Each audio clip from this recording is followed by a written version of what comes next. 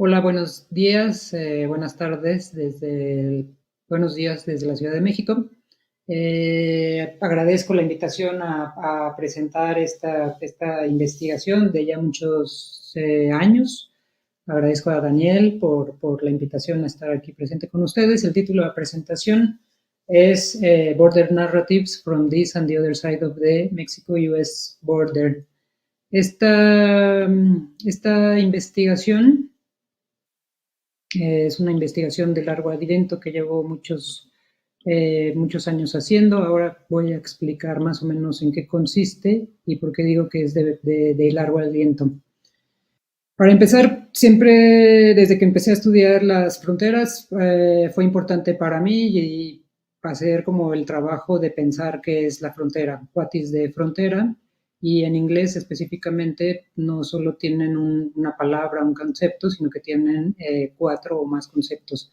Es desde ahí, desde la traducción del español al inglés, que me parece pertinente pensar qué es la frontera en términos de border, frontier, boundary, borderland, y con base en qué perspectivas, es decir, autores, disciplinas, fenómenos, podemos nosotros proponer epistemologías fronterizas.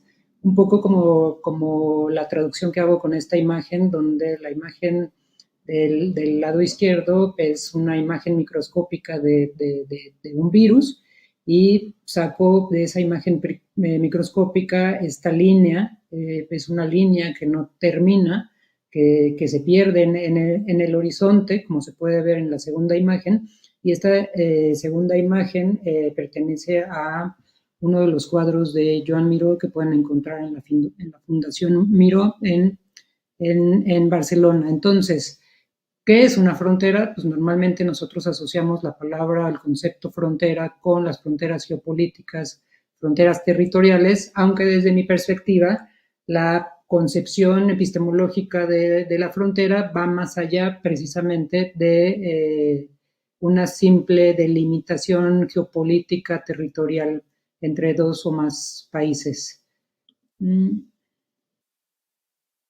Es por ello que desde que empecé a estudiar las fronteras busqué como en la genealogía, en la epistemología, en la etimología y en la filología diferentes acepciones del concepto o la palabra frontera.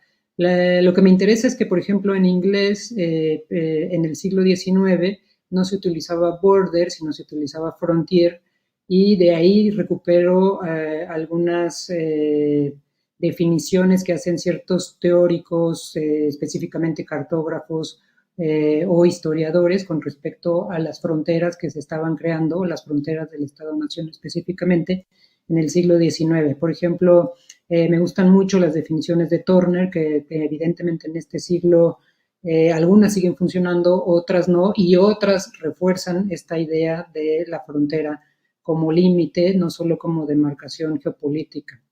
Esta primera, Frontier as a Fertile File for Investigation, me parece que sigue completamente vigente. Las fronteras, desde mi perspectiva, siguen siendo un amplio terreno de investigación en múltiples sentidos. Esta otra segunda también de Turner, The frontier is the line of most rapid and effective Americanization.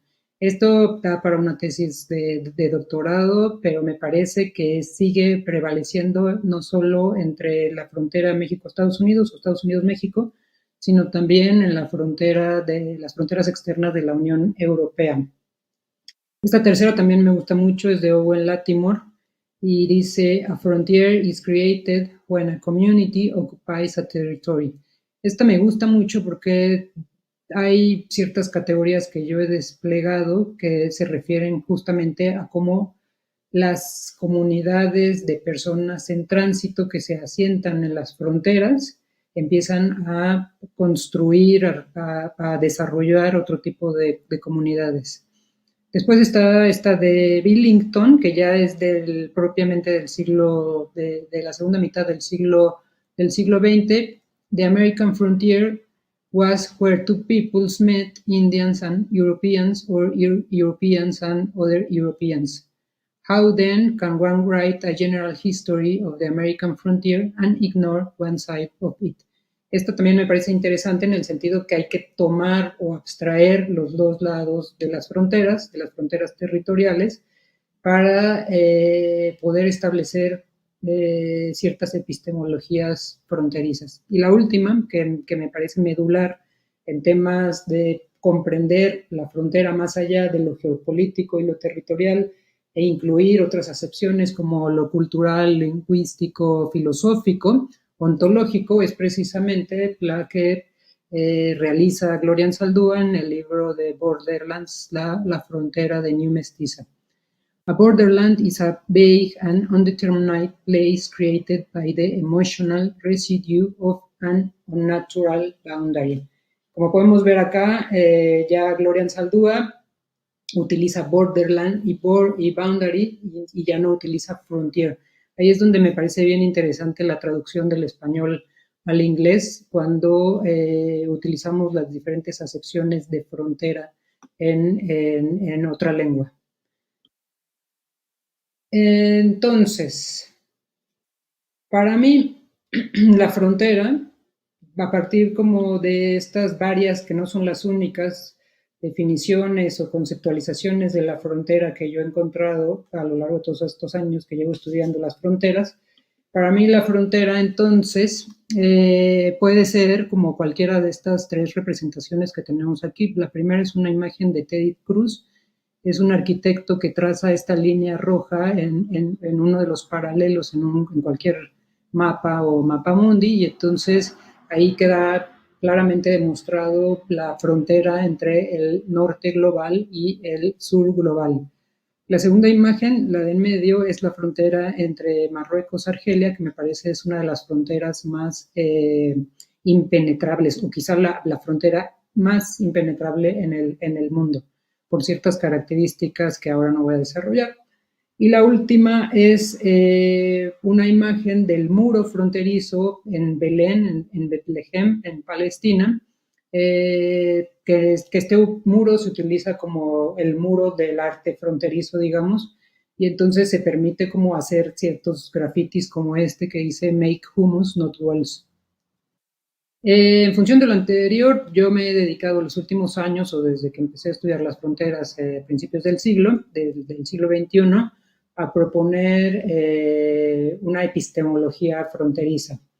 Y esta la he denominado de modelo epistemológico de la frontera, o de Epistemological Model of Boundaries, que consiste en comparar fronteras, y aquí utilizo frontier y no border, porque me refiero a frontier como fronteras territoriales y geopolíticas en diferentes zonas fronterizas y en distintos continentes. Yo empecé haciendo mi investigación sobre fronteras en la frontera México-Estados Unidos. Fue una investigación que empecé en 2004 aproximadamente. Y desde el principio de mis primeras investigaciones o análisis fronterizos, propongo como hipótesis que la frontera es la posibilidad del encuentro dialógico con lo otro. Es decir, the boundary is the possibility of the dialogical encounter with the, it, they, other. Aquí utilizo los diferentes posibilidades o acepciones de lo otro para referirme, por ejemplo, a los animales, al desierto, al río, a la cultura, incluso a la lengua, y no exclusivamente a las personas que habitan las fronteras, es decir, al sujeto fronterizo o al sujeto transfronterizo. Como se puede observar en este mapa, el gusano amarillo para mí es lo que representa esta boundary, esta frontera, estos dos lados de la frontera. Para mí es importante en el modelo epistemológico de la frontera analizar los dos lados de la frontera México-Estados Unidos, y no exclusivamente la línea negra, que es la delimitación territorial entre los dos países. Ahí es donde me parece que es bien importante la traducción entre el inglés y español.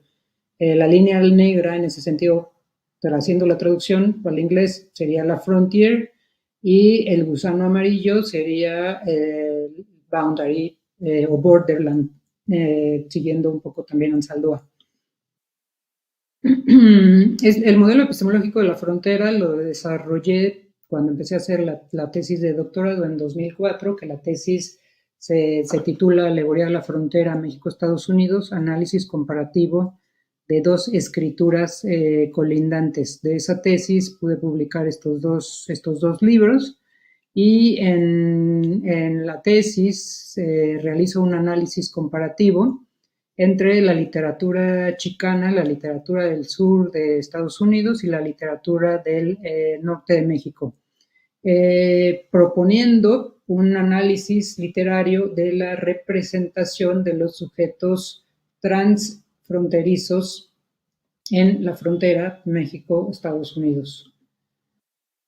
Un ejemplo de ello, o uno de los autores que me parece emblemáticos para dar cuenta precisamente de esta representación del sujeto transfronterizo, es precisamente el texto del libro de Luis Humberto Cruzweight, Instrucciones para cruzar la frontera. Este libro, cuando lo leí, me pareció de una genialidad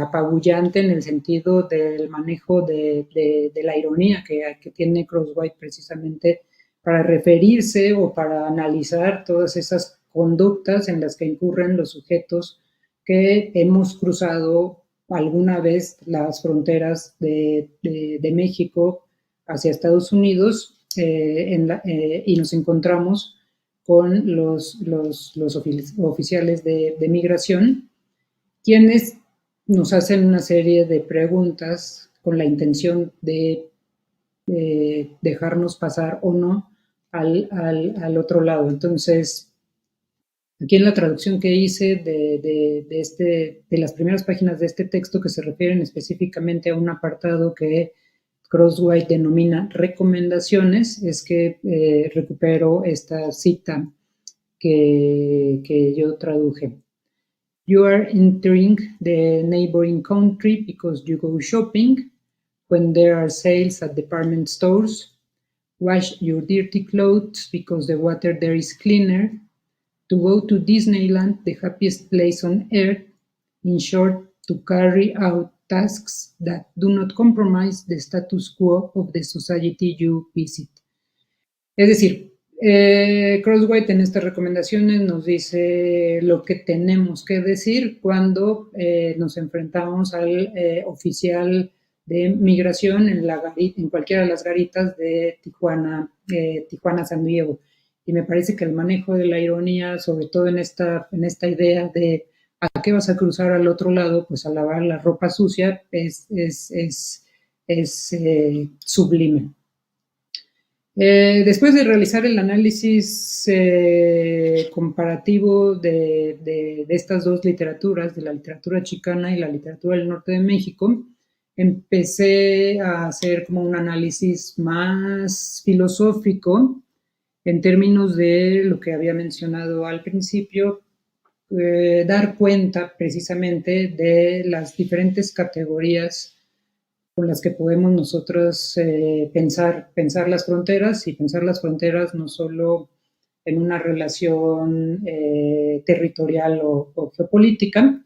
Y es por ello que escribo este libro, Epistemología de la Frontera, Modelos de Sociedad y Políticas Públicas, que consiste en un análisis o en una propuesta de modelos de sociedad, tanto el intercultural, el pluricultural, multicultural y cosmopolita, dependiendo de la región. Por ejemplo, la región de la Unión Europea tiene características bien distintas a la región región fronteriza entre Estados Unidos y México.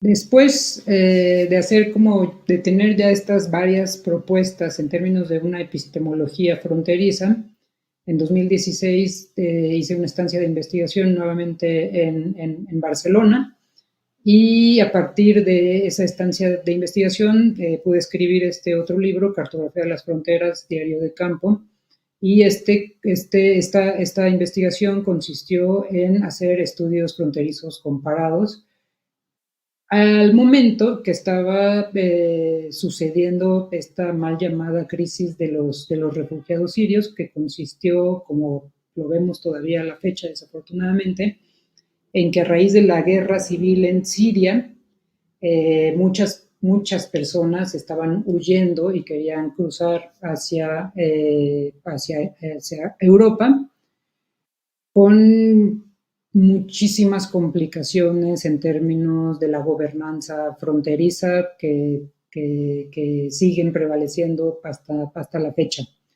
Entonces, lo que me interesa presentar o mostrar en este momento es precisamente que a partir de trazar las fronteras de una manera,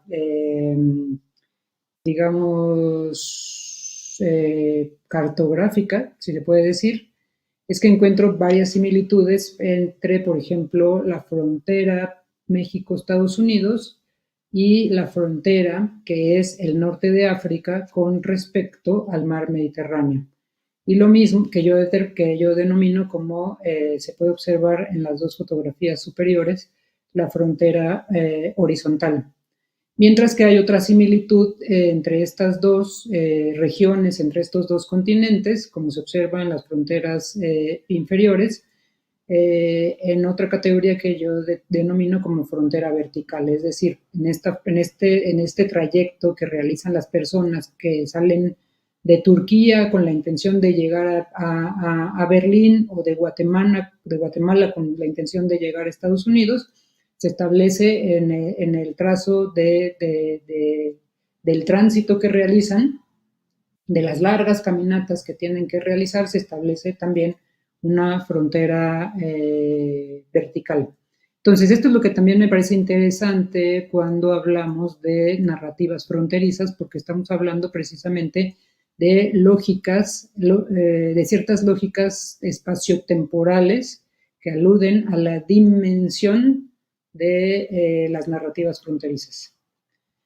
Regresé después a México y volví a trabajar con la sociedad civil para redactar este otro texto de la política fronteriza en la región que se llama Migración Cero.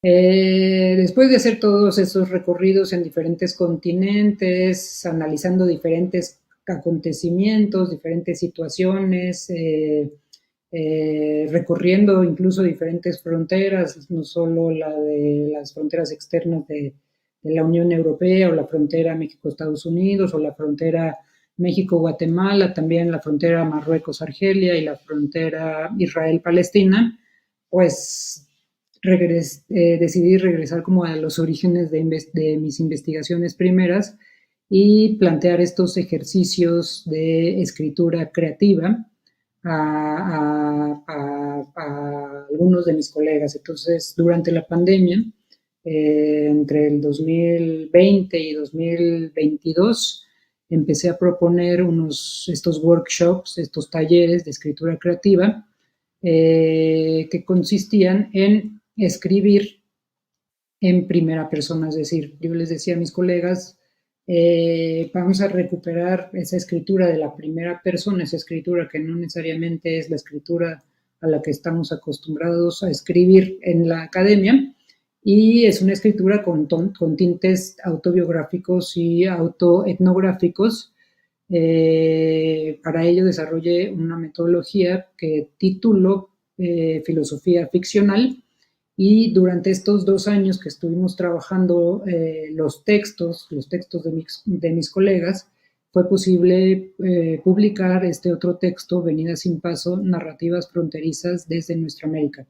En este libro está compuesto por 11 textos, 11 textos de diferentes colegas en diferentes puntos de América continente, desde Brasil hasta México.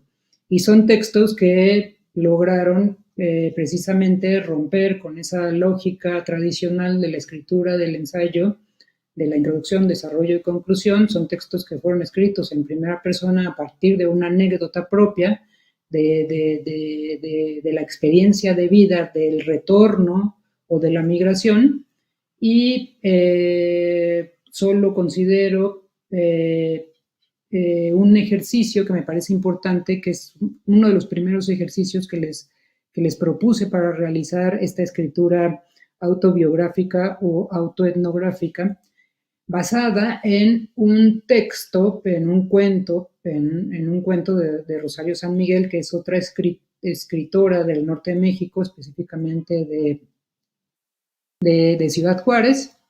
Y Rosario San Miguel tiene este cuento que se llama Under the Bridge, bajo el puente. Este cuento sí está traducido del español al inglés en este libro, que se llama Under the Bridge, Stories from the Border. Y es en este cuento que yo encuentro este primer ejercicio que les puse a mis colegas cuando empezábamos a hacer el taller de escritura creativa. ¿Por qué me parecía importante ponerles este cuento? Porque este es un cuento que está escrito en 24 horas, en un día. Es un cuento que hace la representación del fluir de la conciencia de la protagonista, que es Mónica, que es una chica que nunca ha pasado o nunca ha cruzado a Estados Unidos, aunque tiene un novio, Martín, que es un novio que se dedica a pasar de manera irregular a las personas que quieren cruzar hacia Estados Unidos. Entonces, hay diferencias entre la traducción que se hace al inglés. Una de las diferencias que me parece más importantes es que en el cuento en español escrito por San Miguel es un cuento que no tiene punto seguido, solo tiene un punto final al final de la historia, mientras que la traducción en inglés sí utiliza punto seguido en lugar de las comas que utiliza San Miguel. Eso me parece importante mencionarlo porque eso, desde mi perspectiva, limita el fluir de la conciencia, que es mucho más evidente en español, o sea, que es mucho más evidente ese recurso retórico que utiliza San Miguel en español que el recurso que en la traducción al inglés. Entonces, voy a leer este fragmento del cuento. Seleccioné unas cosas en negro que me parecen son las cosas que dan cuenta de este ejercicio de escritura que les propuse a mis colegas, que consiste en hablar de la frontera a partir de una perspectiva lógico-dimensional, espacio-atemporal, del aquí, del allá, del de este lado, del otro lado. Entonces, cito. Martin didn't wanna see me on the riverbank cause the other pasamojados gave him hell, saying I was really hot. It was really hot, the stench of the puddles mixed with the smell of urine that came out of the cantinas. They told me he'd just crossed over. At that hour there were just a few people on the edge of the river, like they didn't really wanna cross. On the way, I asked him the next day he'd take me across the river, 'cause I'd never been to the other side. Under the bridge, women and men waited for their turn to cross over. Up above on the bridge, others with their fingers hooked on the chain link fence looked all around. Como podemos ver, acá están situadas esta perspectiva lógico-dimensional, espacio-temporal o atemporal en estas referencias, ¿no? Across the edge of the river, across the river, other side, to cross over, up above, on the bridge, y look all around.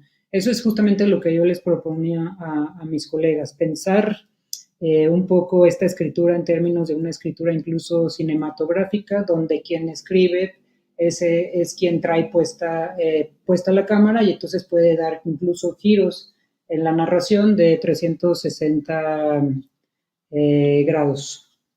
Y un ejemplo de uno de los textos es este de Andrea Padilla, que ella misma titula en inglés We're Female, y que también hay una ironía implícita ya, como lo vamos a ver acá en el fragmento que recupero. Entonces, cito, ese instante me hizo pensar no solo en la frontera que yo había cruzado y que ahora me cruzaba al estar en otro país que no era el mío, siendo detenida en una situación completamente surreal. Además, me inundaba el pensamiento de que también mi voz, mi lengua, estaban cruzadas por no hablar inglés, no como ellas, no performar cierto comportamiento ni compartir los códigos que me hicieran reconocible entre aquellos cuerpos blancos. Es fin de cita. Aquí me parece interesante como situar esta ironía nuevamente, porque el título del cuento es We're Female, cuando la misma Andrea dice yo no sé hablar inglés. Entonces, el We're Female es esa otra frontera, no solo lingüística, cultural, sino también sexual y corporal, con respecto a cómo nos representamos de cara a las otras fronteras que cohabitamos, no solo las fronteras territoriales y geopolíticas. Y para finalizar, quisiera terminar esta presentación recuperando Anzaldúa y específicamente la frontera como metáfora.